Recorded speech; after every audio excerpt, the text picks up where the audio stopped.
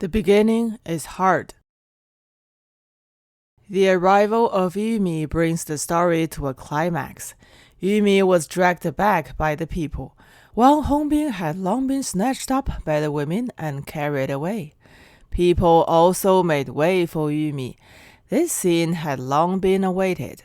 Only after seeing this scene can everyone feel relieved. Yumi was embraced and pushed along the ground on two legs, left and right. In fact, it was the strength of others, her body almost backward. When they reached the door of the house, Yumi chickened out and wouldn't go. Two bold girls pushed Yumi all the way to Peng Guoliang's front, and people thought Peng Guoliang was going to give Yumi a military salute. But he did not.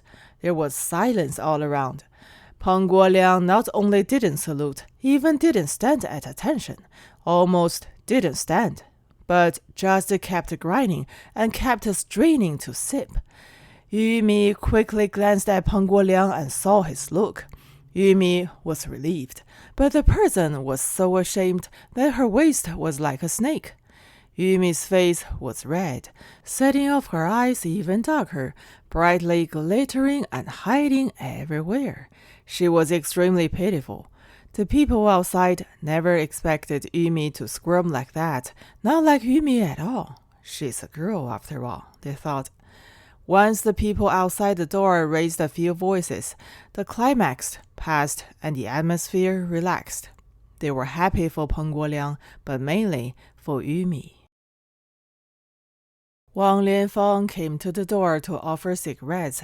Every man had one.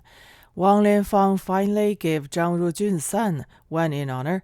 Rujun's son was held in the arms of Rujun's silly head. Wang Lianfang clamped the cigarette to his ear and said, "Take it back to your dad to smoke." People did not expect Secretary Wang to be so polite. That was kidding. A big laugh rang out at the door. The atmosphere was quite good.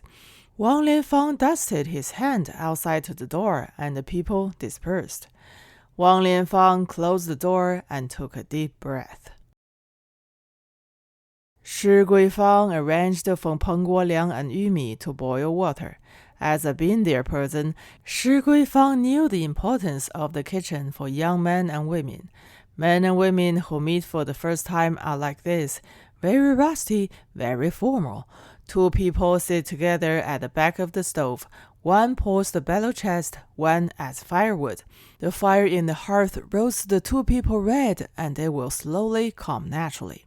Shi Guifang closed the kitchen door and coaxed Yuying, Yuxiu, and other girls out. These girls can't stay at home. Her 7 daughters, except for Yumi, all others are crazy around people.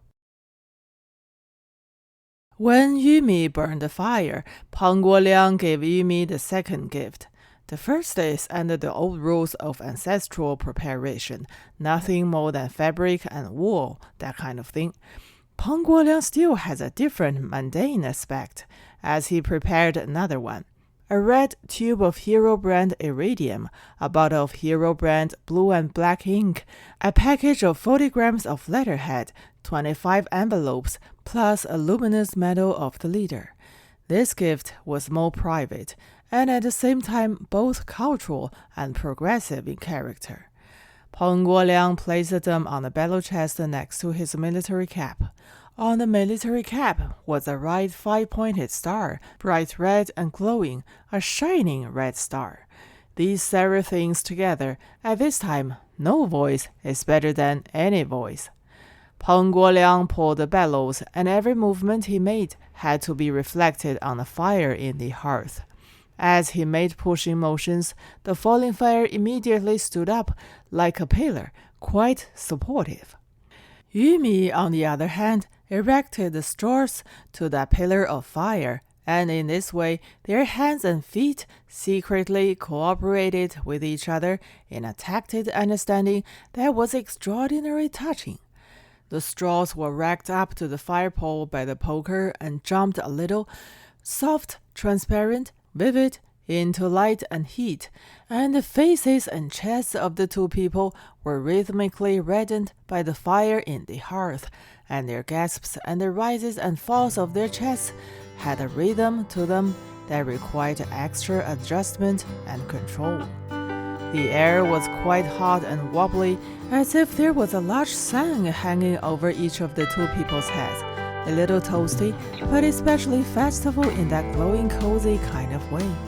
It was just a little messy, and there was a little bit of tear-jerking component that went in and out of her chest from time to time. Yumi knew that she was in love. Yumi looked at the fire and could not help but shed hot tears. Peng Guoliang obviously saw it, but still did not say anything, just took out his handkerchief and put it onto Yumi's knee. Yumi picked it up, did not wipe her tears, but covered her nose. The handkerchief had a smell of soap. Yumi smelled it and almost cried out. Luckily, Yumi had it back instantly, but the tears were getting more and more. They hadn't said a word or touched a finger until now. Yumi thought, this is right. Love is this, silent, sitting together, some strange but tacit understanding, close at hand but single-mindedly longing and remembrance to the distant place. That's how it is. Yumi looked at Peng Guoliang's feet and knew it was a size 42. This could not be wrong. Yumi knows all the sizes of Peng Guoliang. Once a girl has a sweetheart, her eyes become like a measuring tape. Once her gaze is drawn out, it can measure, and after the measurement, it will automatically come back instantly. According to the old rules, Peng Guoliang could not live in Wang village until Yumi married him. But Wang Lianfang took the lead and advocated changing customs. Wang Lianfang has spoken. Live. Wang Lianfang really liked Peng Guoliang coming in and out of his yard. He always felt that this way his yard could have a majestic air, which was particularly glorious. Shi Guifang whispered, it's still inappropriate. Wang Lianfang glared at Shi Guifang and pointed out extremely seriously, metaphysics. Peng Guoliang lived at Yumi's house, but he didn't go anywhere, except for eating and sleeping. He almost stayed at the stove with Yumi. What a great place behind the stove. It is a holy place of rural love. Yumi and Peng Guoliang have already started talking. Yumi is having a hard time because Peng Guoliang's accent already contains some Mandarin.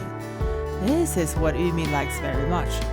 Yumi can't say it, but she likes Mandarin. The conversation mixed with Mandarin has an air of distance for no reason, which is more suitable for love. It is another kind of being in heaven. The fire in the hearth dimmed little by little. Darkness enveloped them lightly. Yumi began to be afraid, and this fear was filled with unspeakable hope and anxiety when love is wrapped in darkness for the first time, because they don't know what will happen next. It will inevitably bring about the dilemma of everything being difficult at the beginning. Both of them were very solemn, as if they were afraid of touching each other. It's that preoccupying worry.